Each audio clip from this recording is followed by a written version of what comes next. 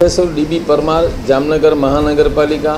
અત્યારે આ ઉનાળાની સિઝનને અનુલક્ષીને જામનગર મહાનગરપાલિકાના કમિશનર સાહેબની સૂચનાથી શહેરના લોકોને શુદ્ધ અને સાત્વિક ખોરાક મળે એ બાબતની ચિંતા કરીને એફએસઓની ટીમ દ્વારા શહેરમાં સતત ફૂડ ચેકિંગ, સેમ્પલિંગ, ગોલા ગુલ્ફી વગેરે જગ્યાએ અમે તપાસ કરીને અમારી કામગીરી કરી રહ્યા છીએ. એ દરમિયાન ખોજાવાડ વારિયા મસ્જિદ આગળ સાજિદ મોહમ્મદ કપડવંજી જાતે પિંજારા એની એક ગોડાઉન હતું. એમાં નોટ ફોર સેલ લખ્યા સિવાયની તમામ એક્સપાયરી ડેટ ખાદ્ય પદાર્થો વેચાણ કરે છે એવું જણાતા એ પેઢીની મુલાકાત લેતા 131 જાતના ખાદ્ય પદાર્થો કે જેની અંદાજિત કિંમત 3.5 લાખ રૂપિયા હતી એવો જથ્થો મળી આવતા આ જથ્થો જપ્ત કરી અને ડમ્પિંગ સાઇટ ઉપર નાશ કરાવવાની કાર્યવાહી કરેલ છે.